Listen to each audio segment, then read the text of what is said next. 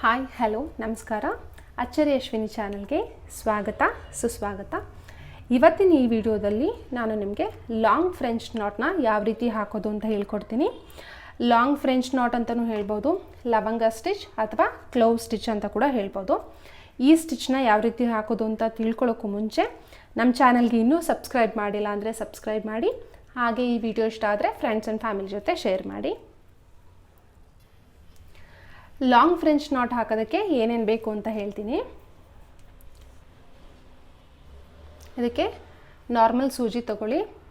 ಈ ಸೂಜಿಗೆ ನಂಬರ್ ಅಂತ ಎಲ್ಲ ಏನಿಲ್ಲ. ನಿಮಗೆ ಫ್ರೆಂಚ್ ನಾಟ್ ಹೇಳಬೇಕಾದ್ರೆ ಆಲ್ರೆಡಿ ಹೇಳಿದ್ದೆ. ನಾರ್ಮಲ್ ಸೂಜಿ ತೊಗೊಂಡಿದ್ದೀನಿ. ಇದರಲ್ಲಿ 8 ಎಳೆ ದಾರನ 2 ಮಡಿಕೆ ಮಡ್ಚಿದ್ದೀನಿ. ಅಂದರೆ 8 2 16 ಆಗುತ್ತೆ 8 ಎಳೆ ತೊಗೊಂಡ್ರೆ.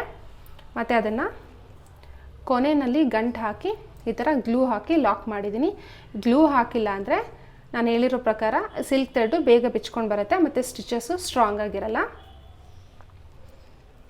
ಲಾಂಗ್ ಫ್ರೆಂಚ್ ನಾಟಲ್ಲಿ 2 ಟೈಪ್ಸ್ ಹೇಳ್ಕೊಡ್ತೀನಿ. ಅದಕ್ಕೆ ನಾನು ಗೋಲ್ಡನ್ ಕಲರ್ ಚಮ್ಕಿ ಕೂಡ ತೊಗೊಂಡಿದ್ದೀನಿ, ಸೀಕ್ವೆನ್ಸ್. ಇದು ಯಾವಾಗಲೂ ನೀವು ಫ್ರೆಂಚ್ ನಾಟ್ ಹಾಕಬೇಕಾದ್ರೆ ಇದು ಸ್ವಲ್ಪ ಚಮ್ಕಿದು ಈ ಹೋಲ್ ಸ್ವಲ್ಪ ದೊಡ್ಡದಾಗಿರೋಂಥ ತೊಗೊಳ್ಳಿ. ತುಂಬ ದೊಡ್ಡದು ಬೇಡ, ಯಾಕಂದರೆ ನಾವು ಹಾಕೋ ಸೂಜಿ ಇದ್ರೊಳಗಡೆಯಿಂದ ಹೋಗಬೇಕಲ್ವ. ಅದರಿಂದ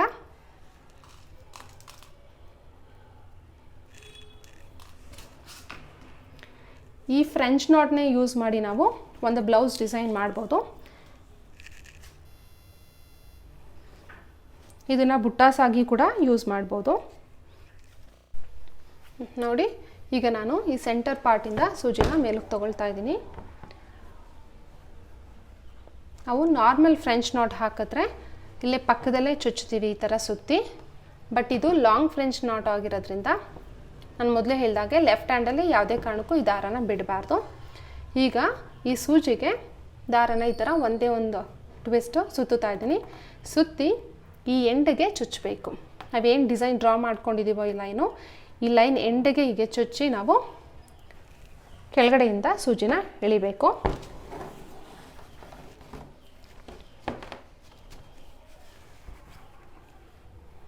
ನಮಗೆ ನಾಟು ಈ ಲಾಂಗ್ ಆಗಿರೋ ಸ್ಪೇಸಲ್ಲಿ ಬರೋದ್ರಿಂದ ಇದನ್ನು ನಾವು ಲಾಂಗ್ ಫ್ರೆಂಚ್ ನಾಟ್ ಅಂತೀವಿ.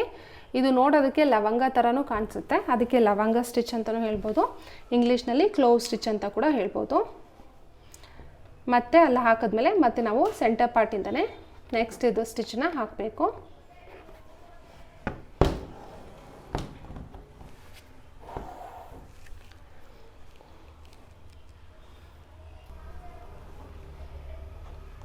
ಮತ್ತೆ ತೋರಿಸ್ತೀನಿ ನೋಡಿ. ಲೆಫ್ಟ್ ಹ್ಯಾಂಡಲ್ಲಿ ನಾನು ದಾರನ ಈ ಥರ ಟೈಟಾಗಿ ಇಟ್ಕೊಂಡಿದ್ದೀನಿ. ಇವಾಗ ಸೂಜಿನ ಸುತ್ತಿ ನಾನು ಬರೆದಿರೋಂಥ ಡಿಸೈನ್ ಎಂಡಿಗೆ ಚುಚ್ಚುತ್ತಾ ಇದ್ದೀನಿ. ಚುಚ್ಚಿ ಮತ್ತೆ ಸೂಜಿನ ಕೆಳಗಡೆಯಿಂದ ಎಳಿಬೇಕು.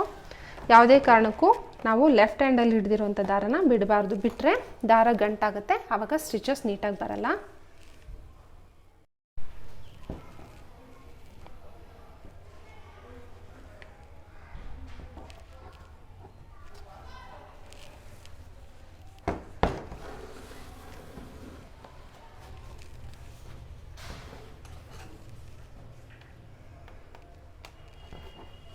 ಇದನ್ನು ಬ್ಲೌಸಸಲ್ಲಿ ಅಲ್ಲಲ್ಲೇ ಬುಟ್ಟಾಸಾಗಿ ಕೂಡ ನಾವು ಯೂಸ್ ಮಾಡ್ಬೋದು.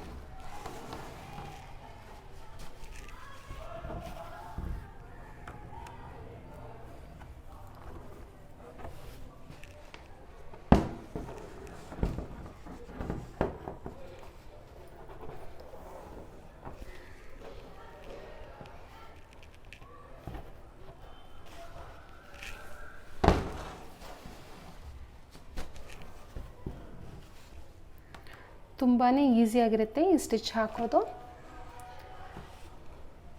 ಮೊದಲೇ ಹೇಳಿದಾಗೆ ನೀವು 3ರಿಂದ 4 ಸೂಜಿಗೆ ದಾರನ ನೀವು ಪೂರ್ತಿ ಹಾಕೊಂಡು ಇಟ್ಕೊಂಬಿಟ್ರೆ ನೀವು ಒಂದು ಡಿಸೈನ ಬೇಗ ಕಂಪ್ಲೀಟ್ ಮಾಡ್ಬೋದು, ಒಂದು ಬ್ಲೌಸ್ ವರ್ಕ್ನ ಕಂಪ್ಲೀಟ್ ಮಾಡ್ಬೋದು. ಟೈಪ್ 1 ಕಂಪ್ಲೀಟ್ ಆಗಿದೆ. ಈಗ ಟೈಪ್ 2 ಯಾವ ರೀತಿ ಹಾಕೋದು ಅಂತ ತೋರಿಸ್ಕೊಡ್ತೀನಿ. ನಾವು ಸೇಮ್ ಲಾಂಗ್ ಫ್ರೆಂಚ್ ನಾಟ್ಗೆ ಯಾವ ರೀತಿ ತೊಗೊತೀವೋ ಅದೇ ತೊಗೊಂಡು ನಾವು ಸೂಜಿನ ಚುಚ್ಚೋಕ್ಕೂ ಮುಂಚೆ ಚಮ್ಕಿನ ತೊಗೋಬೇಕು. ಚಮ್ಕಿನ ತೊಗೊಂಡು ಅದರೊಳಗಡೆಯಿಂದ ನಾವು ಸೂಜಿನ ಚುಚ್ಚಬೇಕಾಗತ್ತೆ. ಚಮ್ಕಿ ಬೇಸ್ ಕ್ಲಾತಲ್ಲಿ ಇರಬೇಕು.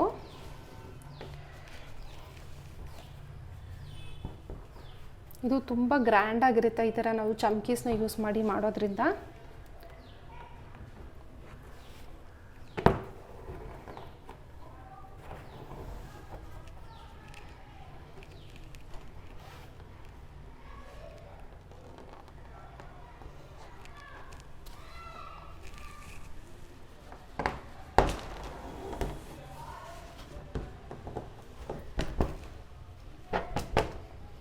ಏನಾದರೂ ಗಂಟಾದರೆ ನೀವು ಕೆಳಗಡೆಯಿಂದ ದಾರನ ನೀಟಾಗಿ ಎಳೆದ್ರೆ, ಏನಾದರೂ ಗಂಟಾದರೆ ದಾರನ ನೀಟಾಗಿ ಕೆಳಗಡೆಯಿಂದ ಎಳೀರಿ. ಆವಾಗ ಆ ಗಂಟು ಕಂಪ್ಲೀಟಾಗಿ ಕೆಳಗಡೆ ಹೋಗಿ ನಿಮ್ಮದು ಸ್ಟಿಚಸ್ ನೀಟಾಗಿ ಬರುತ್ತೆ.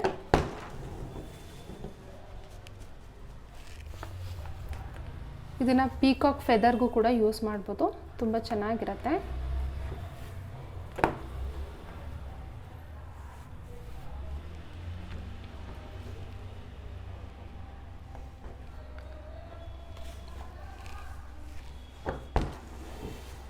ಅಥವಾ ನೀವೇನಾದರೂ ವೆಸ್ಟರ್ನ್ ಎಂಬ್ರಾಯ್ಡ್ರಿ ಮಾಡಬೇಕು ಅಂದರೆ ವೆಸ್ಟರ್ನ್ ಎಂಬ್ರಾಯ್ಡ್ರಿಗೆ ಈ ಗರ್ಲ್ಸ್ ಡ್ರೆಸ್ಸಸ್ಗೆಲ್ಲ ಇರುತ್ತಲ್ಲ ಅದು ಕೂಡ ಯೂಸ್ ಮಾಡ್ಬೋದು. ಕುರ್ತಾಸ್ಗೆ ಅಥವಾ ಕಿಡ್ಸ್ ಡ್ರೆಸ್ಸನ್ನು ಏನಾದರೂ ಡಿಸೈನ್ ಮಾಡಿದ್ರು ನೀವು ಈ ಲಾಂಗ್ ಫ್ರೆಂಚ್ ನಾಟ್ನ ಯೂಸ್ ಮಾಡಿ ವರ್ಕ್ ಮಾಡ್ಬೋದು, ತುಂಬಾ ಚೆನ್ನಾಗಿರುತ್ತೆ. ಬಟ್ ಏನಂದರೆ ಪೇಷನ್ಸ್ ಬೇಕು, ತಾಳ್ಮೆ ಇರಬೇಕು. ತಾಳ್ಮೆ ಇದ್ದರೆ ಎಂಥ ಕೆಲಸ ಕೂಡ ನಾವು ಚೆನ್ನಾಗಿ ಮಾಡ್ಬೋದು. ನೋಡಿ, 2 ಟೈಪ್ ಕಂಪ್ಲೀಟ್ ಆಗಿದೆ. ಈಗ ನಿಮಗೆ ಈ ಥರ ಕಂಪ್ಲೀಟ್ ಆದಮೇಲೆ ನಾಟ್ ಹಾಕೋದು ಆಲ್ರೆಡಿ ತೋರಿಸಿದ್ದೀನಿ. ಆ ರೀತಿ ನಾಟ್ ಹಾಕಿ ನೀವು ಕಟ್ ಮಾಡಿ ಥ್ರೆಡ್ನ ಗ್ಲೂ ಹಾಕೋದನ್ನು ಮರಿಬೇಡಿ. ಇಲ್ಲಿ ನೋಡಿ, ಇದು ಟೈಪ್ 1, ಇದು ಟೈಪ್ 2, ಎರಡೂ ತುಂಬಾ ಈಸಿ. ನಾನಿವಾಗ ಇದರಲ್ಲಿ ಮಧ್ಯಕ್ಕೆ ಒಂದು ಬೀಡನ್ನ ಆ್ಯಡ್ ಮಾಡಿದ್ದೀನಿ. ಇದರಲ್ಲಿ ನಾವು ಚಮ್ಕೀಸ್ ಯೂಸ್ ಮಾಡಿರ್ತೀವಿ. ಚಮ್ಕೀಸ್ ಬದಲು ನೀವು ಬೇರೆ ಚಕ್ರಿಗಳನ್ನ ಯೂಸ್ ಮಾಡ್ಬೋದು. ಈಗ ಚಕ್ರೀಸ್ ವೆರೈಟೀಸ್ ಚಕ್ರೀಸ್ ಬರ್ತಾಯಿದೆ. ಚಕ್ರೀಸ್ ಅಂದರೆ ರಿಂಗ್ ಥರ ಇರುತ್ತೆ, ಇದೇ ಥರ ಇದ್ರ ಥರ ಇರುತ್ತೆ, ಬಟ್ ಇನ್ನು ಸ್ವಲ್ಪ ದೊಡ್ಡದಾಗಿರುತ್ತೆ. ಆ ಚಕ್ರೀಸ್ನ ಯೂಸ್ ಮಾಡಿ ಕೂಡ ನೀವು ಲಾಂಗ್ ಫ್ರೆಂಚ್ ನಟ್ನ ಹಾಕ್ಬೋದು. ಈ ವಿಡಿಯೋ ನಿಮಗೆ ಇಷ್ಟ ಆಗಿದೆ ಅಂದ್ಕೊಳ್ತೀನಿ. ಇದೇ ಥರ ಇನ್ನೂ ಹೊಸ ವೀಡಿಯೋಸ್ನ ಅಪ್ಲೋಡ್ ಮಾಡ್ತಾ ಇರ್ತೀನಿ. ನಿಮ್ಮ ಸಪೋರ್ಟ್ ಯಾವಾಗಲೂ ಹೀಗೆ ಇರಲಿ. Thank you very much. Bye.